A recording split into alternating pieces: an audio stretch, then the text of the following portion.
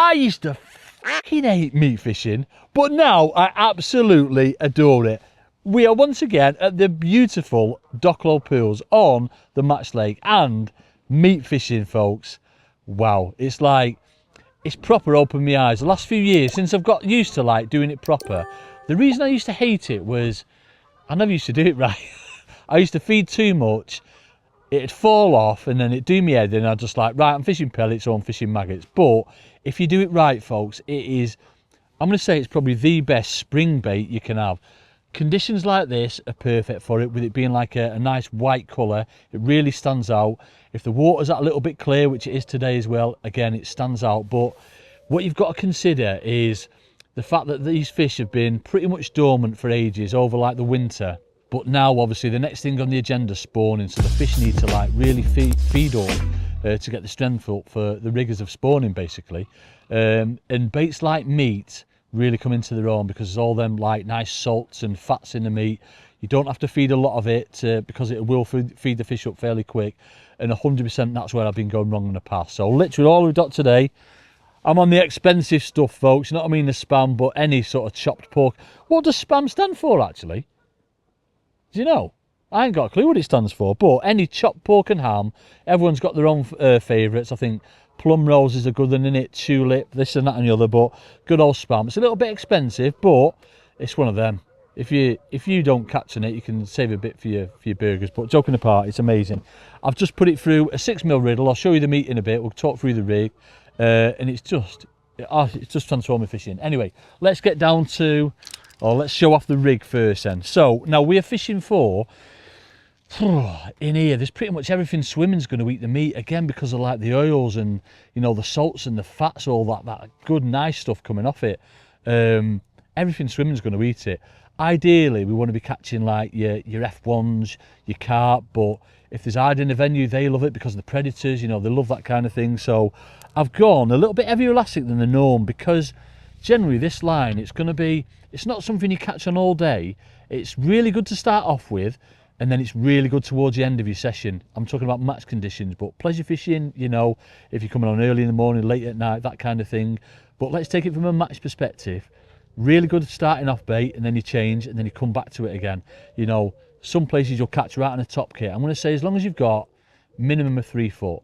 I've got sort of 4 foot today, but minimum of 3 foot to 4 foot. That's what you're looking for. So elastic wise, because of the size of fish, I've gone for a 13's Dura hybrid. Because I just want to get job done. I want to wallop into these fish, ship back, and then get them in. Well, F1's. If it's carp, it's a little bit different, but that's why we've gone for that. Main line, 0.16 Aki Power main line.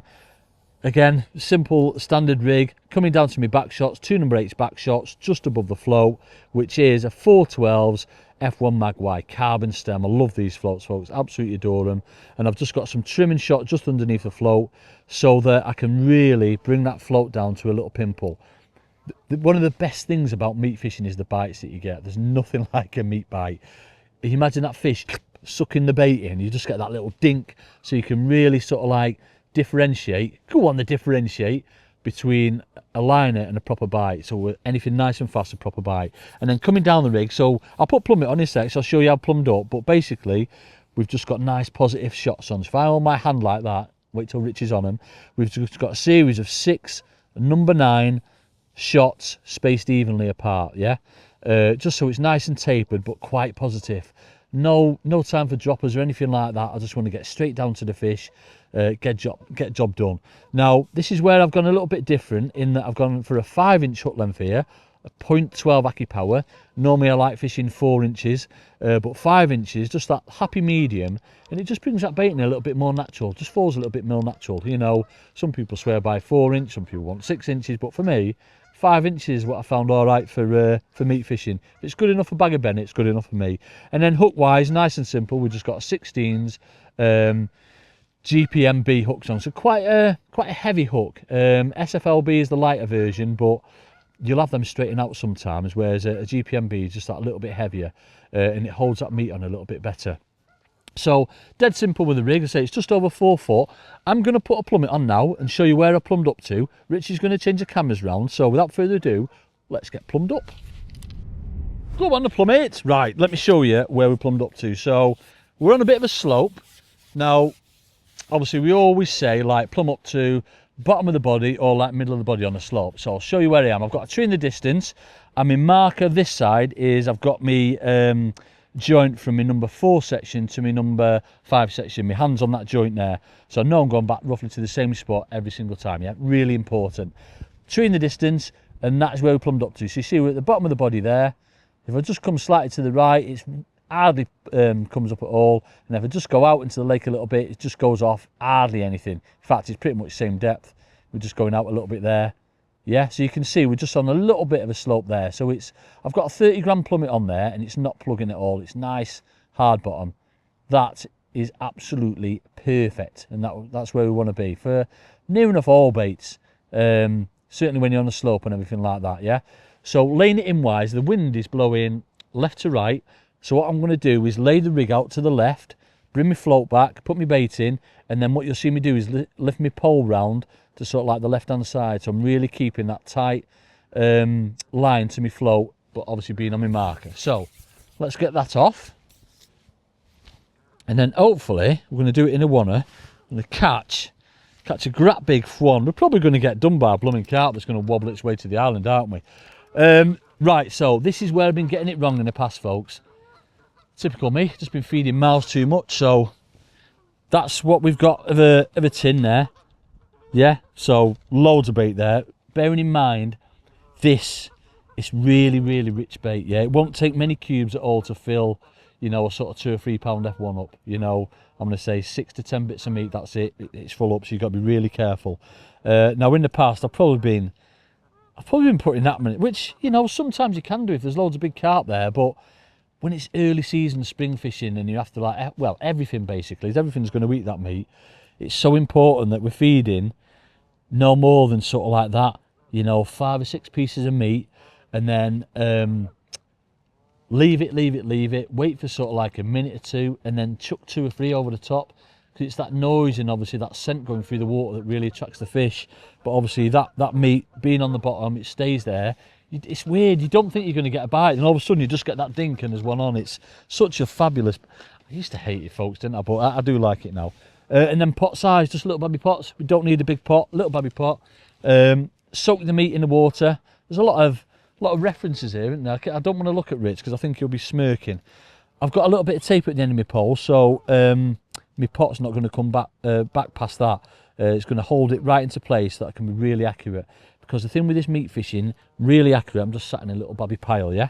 So let's go and do it in a oneer. What we're going to catch for, I reckon we might catch an hide straight away. So on with the meat. Let's get in on this, Rich. Zoom in. Right, I'm going to be there. Can you see it? Can you see me?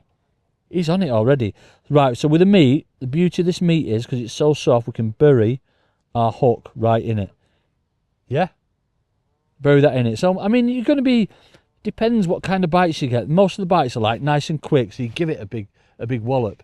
The other thing that you should do me head in about meat fishing was that every time you missed a bite, it's like a blooming expander.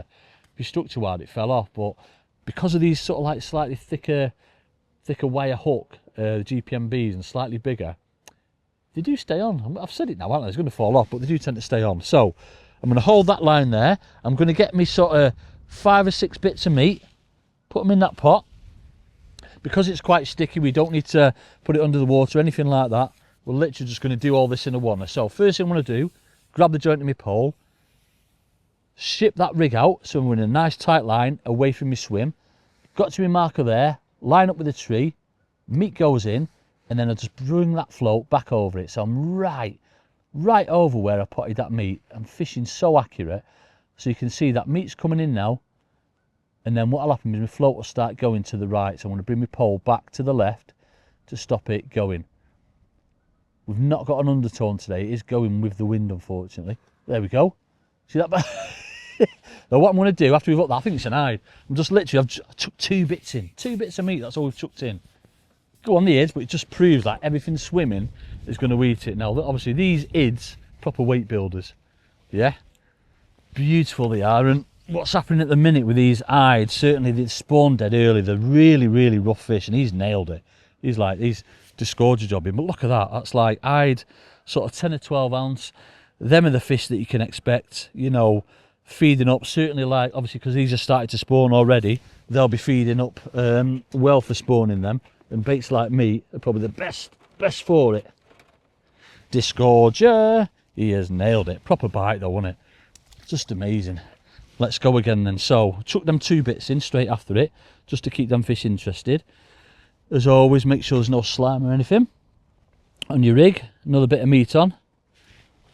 Hold that, come back, get your 5 or 6 bits. It's this bit here that I've been guilty of in the past, folks, just putting miles too much bait in with that meat, because it's such a rich bait. You know what I'm like, me blooming feeding, I treat it like it's maggots or casters, and you can't do it. You really can't do it. So again, get into rhythm, flick that out, come back to your marker, stretch out a little bit more, nice and accurate on my tree, bring that float back, so right over it, hold it over your marker, and then once that rig straightens up and gets to the bottom, that's when I'll bring my pole back round this side. So oh, look at the state of this, folks. There's a lot of ids there at the minute. Another 2 bits in. It's amazing, isn't it? It's one of them you wouldn't think, like, you wouldn't associate necessarily, certainly like hide and what have you, with liking meat. But again, because of like all the nice and goodness of like the salts and the fats on it, and the fact that they are a predator, I mean, you've only got to look at, like, obviously chub fishing on the river. Flipping heck, some of the catches you'll have on luncheon meat with them chub, it's just phenomenal. So, and I'd no different really. Let's see if we can get through to an F1 or a carp though. But blooming heck, how good's that? You know what I mean? As a quick sort of like fix of your match, starting off wise, it's so good. You know, it don't normally last all session, but you usually get a good sort of, I'm going to say half an hour, maybe an hour sometimes, and you can put 20, 30, 40 pound in it in a quick bit of time. And then usually it's the last sort of 90 minutes it'll come back on again. Again, as long as you know, don't feed too much and you're just keeping them little bits going in. Look at it, sat perfect, and there's no mistaking a proper bite from a meat bite. Just that nice sharp dunk. Now hopefully we're waiting a little bit longer for a bite this time, so there might be something decent there. The maximum I'd give it before I fed like 2 or 3 bits over the top, probably be a minute, something like that. Again, because it's a rich bait, you don't want to keep piling and piling that bait in.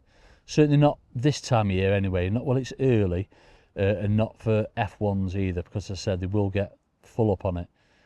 It is quite a, you know, a filling bait. I think we're going to get an F1 or a carp this time. Just waiting that little bit longer. Look at it, it's poised, isn't it?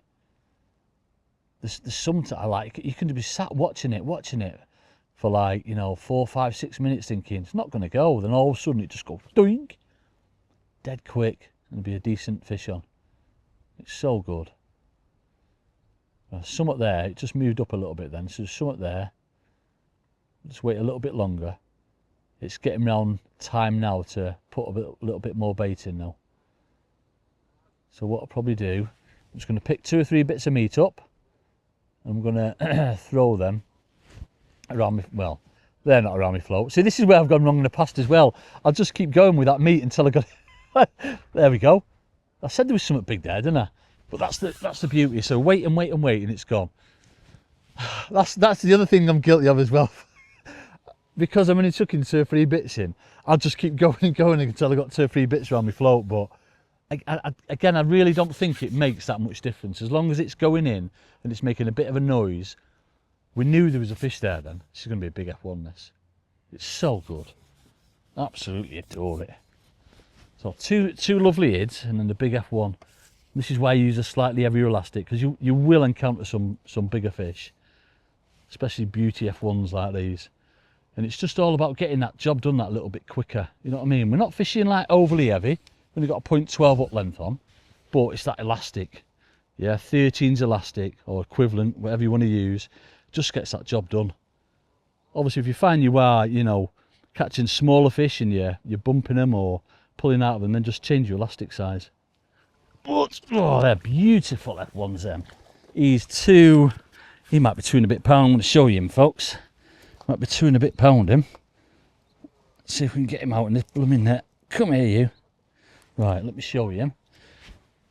So let me give him a bit of a bit of a rinse. And he is, yeah, he's probably 2.5, 3 pound, I'd say. Look at that. Stunning F1, absolutely immaculate conditions, these F1 folks. Absolutely fin perfect. A lot of the time they don't even get caught. So obviously at this stage here, make sure your shots are all in the same position, there's no slam on your up length or anything, and then it's just a case of getting back and then just keep repeating the process. You've seen how quick we were getting bites there.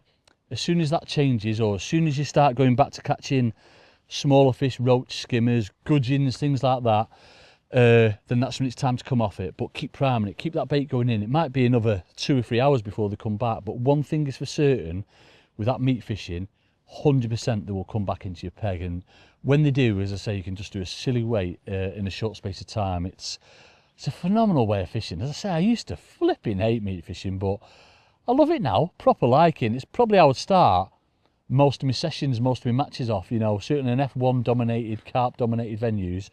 I'm starting off in that 3 or 4 foot, sneaking a little bit of bait and see what's happening whilst you're priming your other swims, like your shallow swim or whatever. But yeah, hope you've enjoyed it, folks. I'm going to carry on. Promise I'm not going to go to Docklow Pools' famous bar yet. Definitely not going to go there yet, folks. I'm going to carry on, catch me some more. But as always, please, please, please don't forget to like, subscribe, hit the notification button, and that's going to tell you when we're putting out these fantastic videos. Thank you very much.